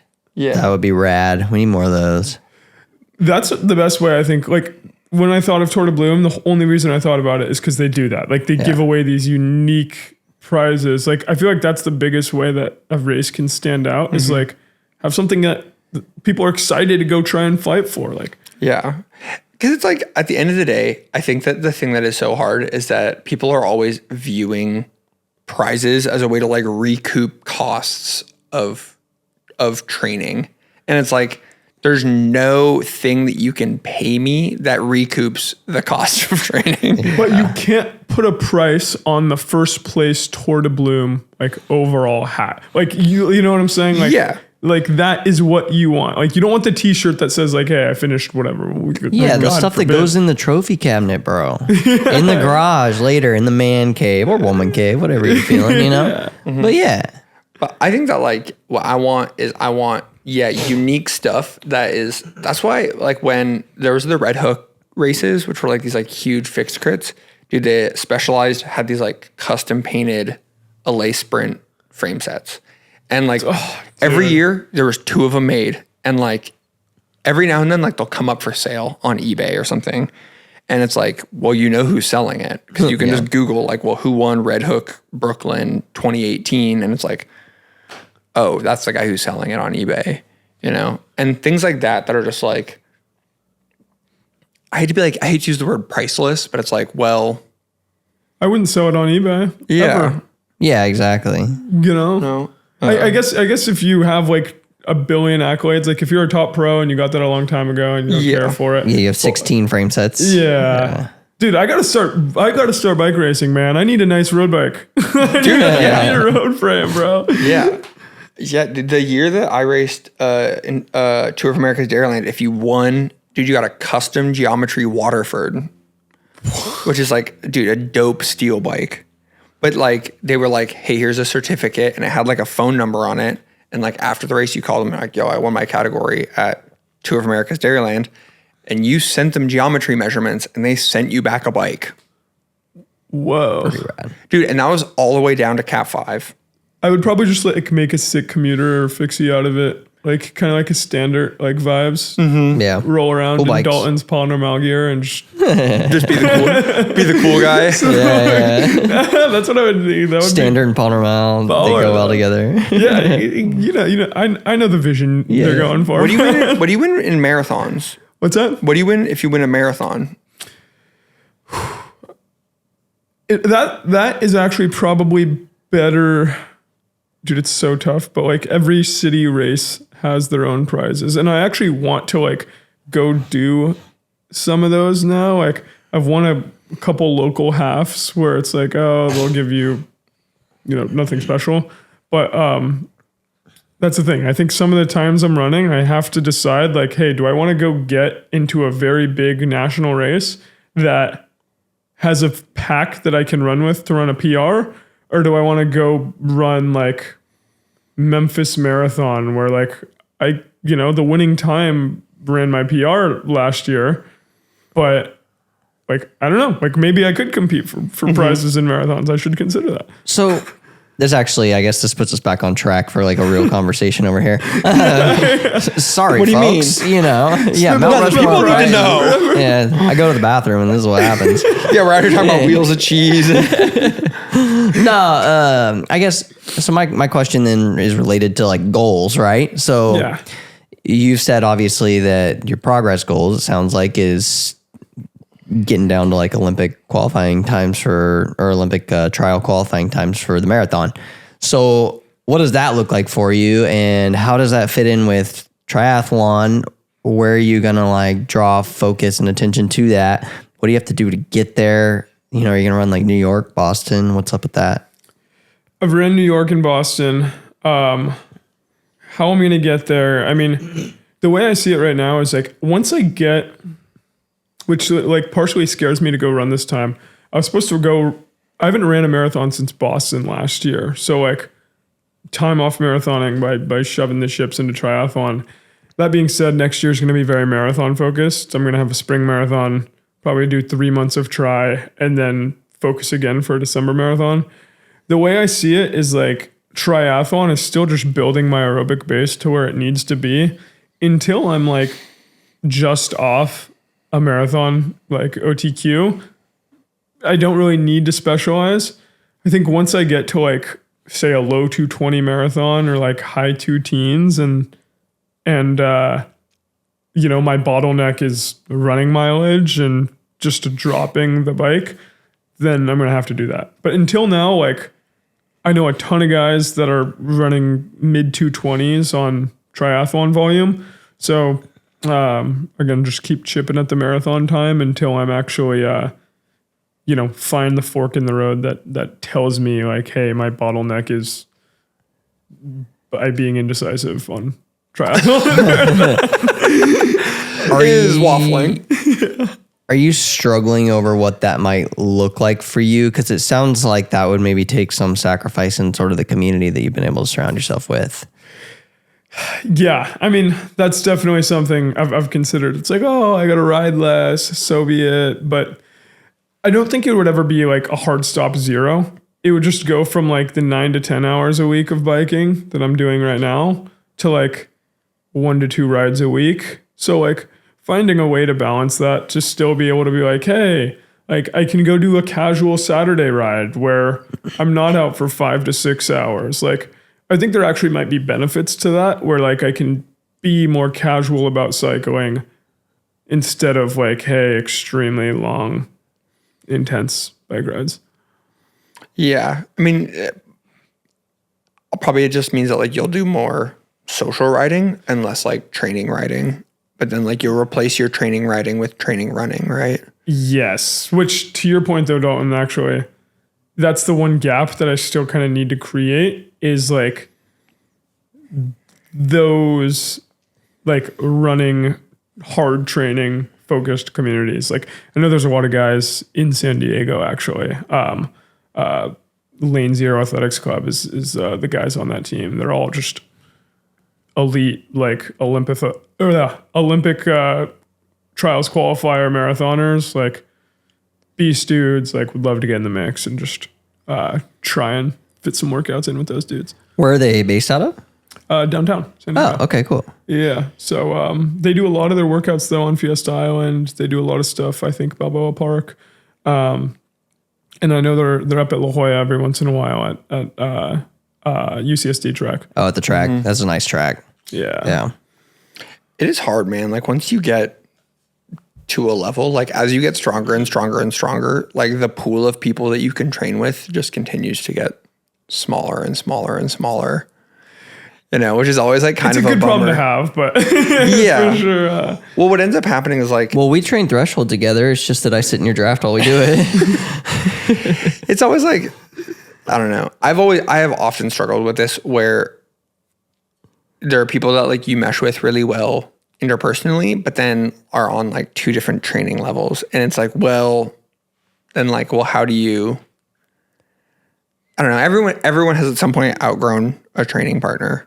What would you say? I mean, the social rides though, like there's never a reason to like quote unquote stop riding with a training partner when it comes to those. But you're right when it comes to hard workouts. Like if you can't do hard workouts together, then like do it by yourself or do it with a group that you can. Yeah. Gotta do it alone. But like, would you ever just focus on one discipline, like either of you, because one starts taking away from the others? Like, I don't think it's a distant translation to like triathlon and running, right? Like, would you argue that road racing might take away from track strength and other things? It's hard because it's like the way that you just like stack. In cycling, you can stack volume indefinitely because it's a zero impact sport. So the limiting factor is like, well, can you manage fatigue? And so the thing that's hard is that it's like, well, the top level track racers for what I do, they all ride 20 hours a week, but like they ride 20 hours a week so that when it comes time to like do a VO2 max block, instead of doing like a 4x5 or a 4x3, they're doing an 8x5. They're doing a 9x5, VO2 max block where it's like they're going to go do a 5-hour ride and they're going to do, 100 watts for 4 hours of it probably. Yeah. But then they're also going to do like, they're going to do 8 VO2 max work, like efforts in the middle of it where it's like most people are like, oh dude, like I'll do 4, I'll do 5. So it's like the low intensity training volume allows for like late season greater high intensity training volume. So it's like it's always like kind of fit together. But honestly, like this year, like I raced such a reduced calendar because I was not having fun racing crits, and I don't really have fun racing road races. Why don't you just have more fun? Dude, I've tried. You know what? I tried that. Fun? Honestly, I was always like. The thing that was limiting me is I like knew what I liked to do the most. And so then what I was doing is I was like, well, I want to race big track stuff. I want to race the GP. I want to race nationals. And then like everything else was like conditional on that. So it's like, my thing was like, well, I'm not going to race a crit where if I crashed and broke my collarbone, I wouldn't have time to heal like to race nationals. So it's like 4 months out. Or like 3 months out from nationals, I was like, well, I'm not racing anything where the risk of like getting fucked up is high. Cause I like don't want to, well, cause it's like, that's how Thunder Thursday fits into my training plan. Yeah. The second that like, well, cause imagine it's like, dude, you finish like, you're working on like, you're on week 14 of like a 16-week block. You go out to Thunder Thursday and like some guy crashes in front of you. And it's like, dude, I just wasted the last 14 weeks of my life. It's also just too the adaptation. It's as much as I give my friend shit for always saying this to me. It's like when you're focusing on like long like diesel engine like slow burning like it isn't always the most fitting in a training build to just like fire bullets like 30-second sprints. So. Every 3 minutes. Yeah. I mean that's why I will a lot of times like if it's not on my training calendar like I don't show up to like certain rides, right? And it's why I get mad at my teammates looking at you, Hansel, for being out on like a 5-hour like zone 2 ride. And the idea is that like you keep the chain tight, you keep it steady for 5 hours at set wattage. Like it's not good to throw in like a 25-minute climb in there like threshold plus. Yeah, that's just like it blasts. It's like what he was talking about. You're doing a ramp test. It blasts the whole rest of your ride or like the adaptations that you'd experience to like sit at zone 2. And I used to like, gosh, I'd be so frustrated by that because I ride with all my whole team has like historically that's how they everything ride. You get too many people on the same ride and there's some wieners come out. Yeah, that's exactly that's what it is, dude. And I'm back there yelling like I'm not going any faster than this. They're like, bro. But then this year, finally, I was like. Fit enough that my zone 2 was high enough that it wouldn't like absolutely wax me if I. The window. It's yeah. Good. Yeah. And so then I would like go hard and be able to recover. And I was like, oh, it is kind of fun. I guess I get it. Yeah. So it's just a function of fitness. Yeah. But you get strong that way, but you got to just be careful about how often you're straying off of the plan. It's all about what the next day is for me. So if I have like that 5-hour ride and then the next day is like VO2 efforts or something, and then I go do these like 20-minute hill climb efforts in the middle of a 5-hour ride. Well, now it's like, well, my VO2s the next day are now shot because I was supposed to be doing like 3 out of 10 RPI or RPE for, 4 or 5 hours. And instead I did like, 3 out of 10 for 3 of the hours, but then like 6 out of 10 for some of those hours. And then when I go do the VO2 training the next day for like a 5x5, it's You just won't have the 30 legs. watts lower, 40 watts lower. And, yeah, that's my struggle.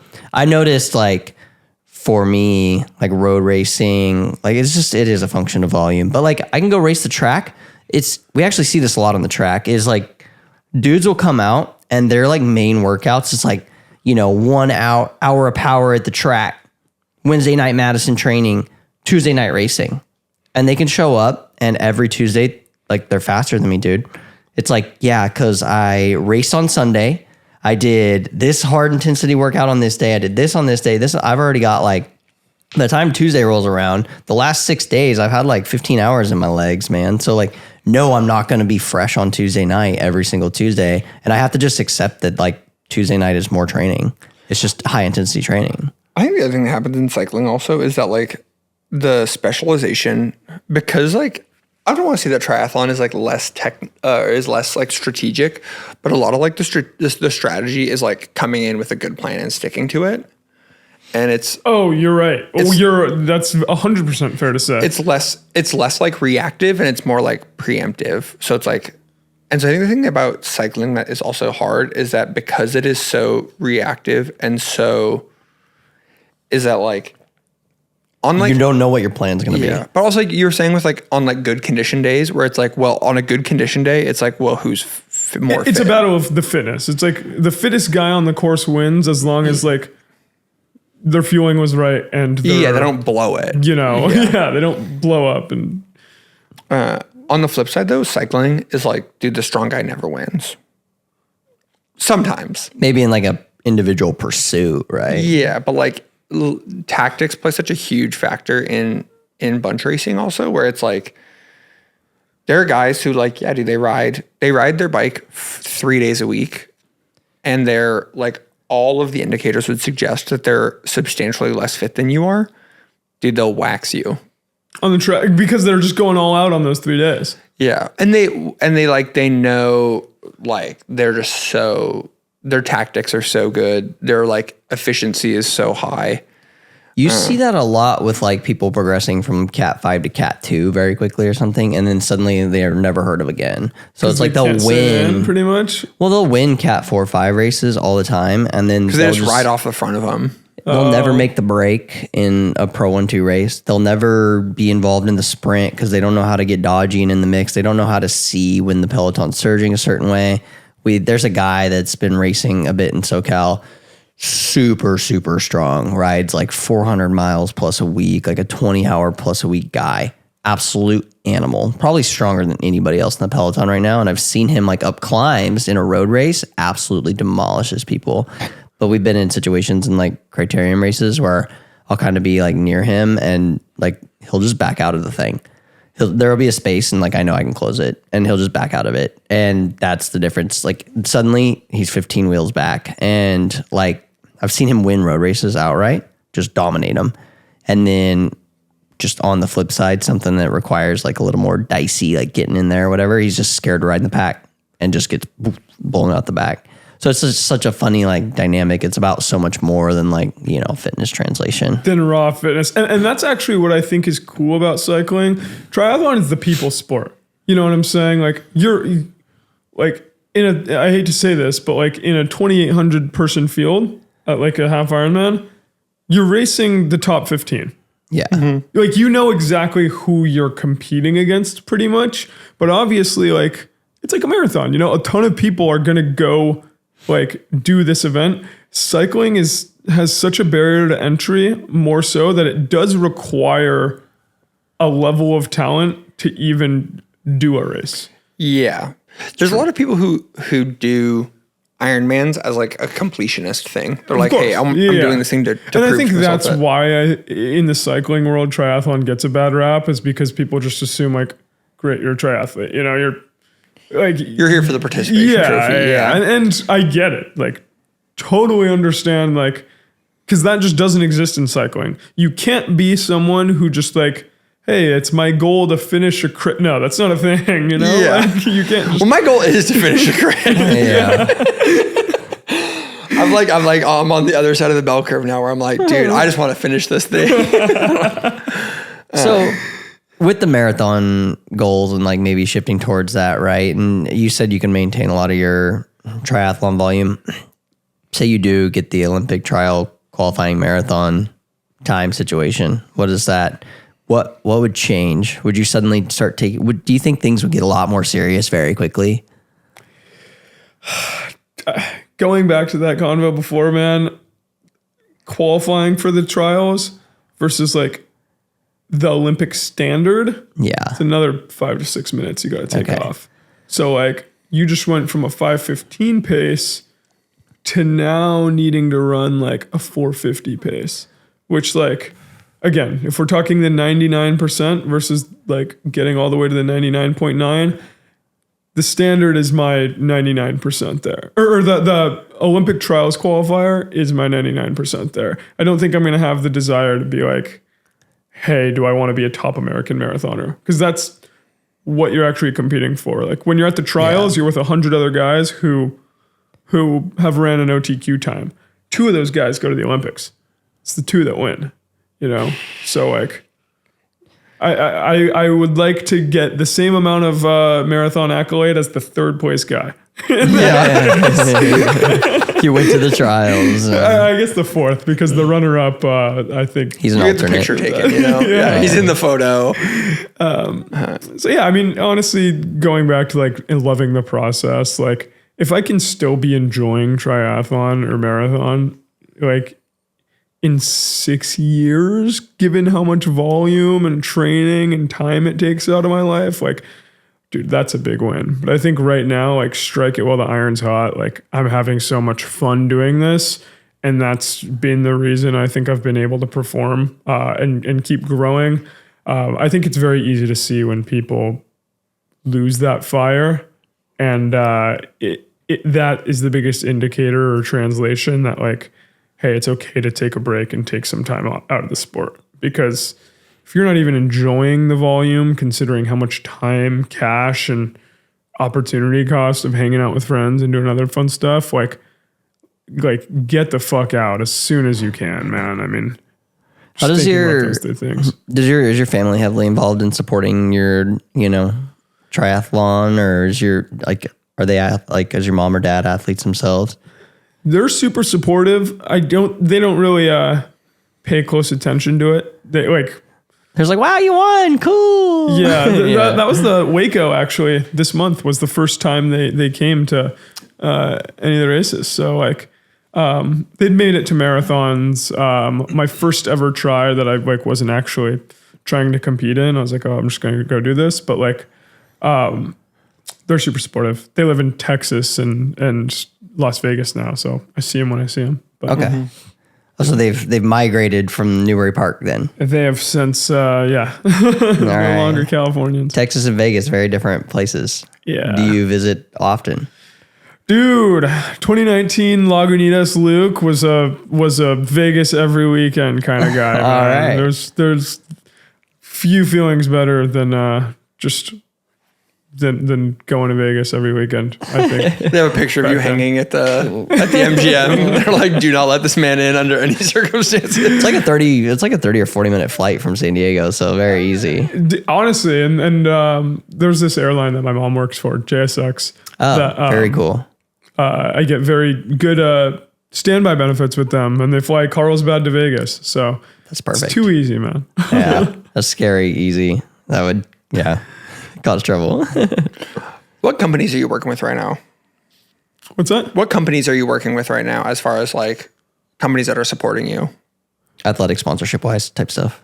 Team Everyman Jack. So we have our own sponsors as a team. No individual sponsors though. So Everyman Jack sponsors. Obviously, Everyman Jack is our title sponsor. They do so much for us. They give us all our gear and kit, and obviously plenty of soap and shampoo. So don't have to worry about smelling for a couple years. But Lululemon. Oh, that's a good one. Gives our running stuff. Boco Gear makes our hats, all of that stuff. Felt is our bike sponsor, not personally on a Felt. Envy is our wheel set sponsor. That's a good one to have. Hyper Ice. Yeah, that's all of them. Who makes your tri-suits? Oh, Win Republic, of course. Win Republic. Okay. Yes. Sorry. Win is a massive sponsor. But they're local, right?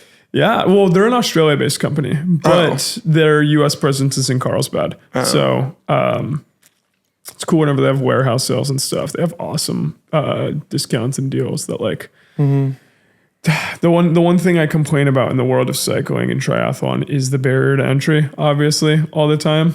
Look at expensive kits, expensive gear, and it's just like, obviously, in the public's eyes, like all kits are going to be expensive. Yeah. But I think the quality to price trade off for Win is like always, like I'll still buy the stuff myself just because I like it. Yeah.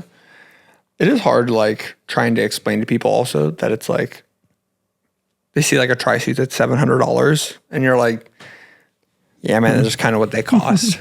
Like that just is what it is, you know. Dude, you see a Potter Mall, Gillet, and Jersey, and It's kind of what they cost, man. It is what it is. Dude, yo, it's a requirement to be in the sport. You see a Rolly, dude, it just costs what it costs. It is what it is. So tell us more about this watch broker thing. I'm curious, like how that slipped into the day job world and what made you interested it's my in buddy's business. He's been doing it for 6 to 7 years. My best friend since I've been in high school. Worked with him like 5 years ago, just, helping look for and source watches. Now I do most of the posting side for inventory. So sell on different platforms, website, direct wholesale is the biggest, but I'm mostly in charge of just like managing Chrono 24. For the watch world, that's like the, I wouldn't even say like, I don't know what the equivalent would be, but It's like the major outlet? Or yeah, it's the major platform that people buy. would it be like Poshmark equivalent or beyond that? Well, I was going to say Poshmark is kind of, I guess that's niche to clothing, but I was fashion industry. Yeah. like, where do you buy pre-owned bikes? Oh, it's like fucking Pros Closet. What the pros closet Yeah, was. it's the pros closet for Watches. watches, right? Okay. So, or the StockX, but StockX sells watches, but it's like the legit place to go to get watches. eBay and this platform called Bezel. Bezel is super cool too. So what are some of your personal goals then career wise? I mean, triathlon is not necessarily going to be around forever and ever and ever. And I mean, maybe marathon and triathlon are, right? But you obviously work. So what does, I guess, career progression look like for you? And like, what's your goals there? Yeah. So right now what I'm doing is I'm managing the email, and SMS marketing strategy. Again, the software that I used to sell. Managing it for small businesses entirely as a freelancer. My goal is just keep taking on clients and growing that business. Right now I have 4, hopefully a 5th client this week that I'm actively working with. And they just outsource their email and SMS marketing strategy to me. So I just manage it day over day. And ideally I keep growing the clients and get that business as big as I can make it. Do you potentially like consider then moving on, hiring, building a larger business as sort of an agency of a sort? Definitely. Yeah. I think that's like the logical long-term play. I think right now, since like time, I'd argue time might be my bandwidth to an extent when it comes to training. But I can do the work right now. So it's not too much on my plate. If I do notice it's like a significant, struggle to balance everything day to day, I'll hire more people. But need to get more clients and cash in first. So. What makes you want to do any sort of like entrepreneurship instead of, I guess just doing the classic 9 to 5? You left that? Yeah. I mean, I actually really liked sales. It's just hard. It's a grind. Not to say like, if you're a 9 to 5 engineer and you're passionate about engineering or whatever your role is, I think the key is like, are you excited about it?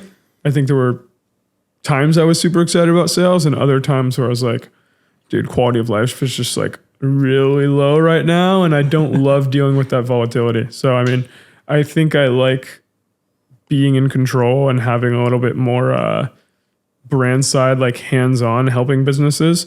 So it feels more fulfilling, I should say. Yeah, being like, I mean, I always like, one of the things I think about is like being as close to like the end product as possible. Yeah. Has always been like one of the things that like I value in work. And so it's like being like as directly client facing as possible has always been like one of the things that I value. Where it's like the closer that you are to like working with someone directly who is like going to be the direct benefactor of the thing that you're selling is always, I think, important. Or at least that's like what's always found. I've found a bunch of satisfaction from that. Yeah, more fun and satisfying. Yeah. Exactly. Yeah. In sales, you can really extract value, obviously, from like selling a service that like you don't own or selling a software that I don't personally own. Like, hey, I could go work for a software company and sell that software and create massive value for myself. That being said, like, it's now in their court to go leverage that software and actually do well. Getting to work, like you said, directly with the client, I can actually feel the tangible impact of what I'm doing for them. So it's like, hey, I'm actually like creating value rather than just extracting value. That's not to say that, you know, I don't think it's much of a moral argument. I don't care as much about that. I think it's more just more fulfilling. You heard it here first, folks. Luke has no morals. Hey, Well, shoot, man. We super appreciate you coming on. I guess last minute plugs, thank yous, anything you want to throw out there for the people? Dude, thank you to you guys for having me. Everyman Jack, Team Best, the communities. But, dude, honestly, like I said, I like keeping this fun. Right. This sport is way too transactional. Same like cycling, triathlon. You know, it's all about how much you spend. You know, question mark. I don't know. I like communities like this where like you could just like meet a ton of awesome people in the process, and that's actually what's helped me do this so long. Good luck with the marathon goals. Yeah, we're good luck excited with to the see what triathlon happens. goals too. Yeah, those two. those process goals. I can tell where Max wants me to go. Yeah, exactly. I need people to ride 5 hours with. You know what? Just become a cyclist. Yeah. Give it all up. Give up your running goals. Yeah. Got anything else? That's it for me. All right, man. Hit it.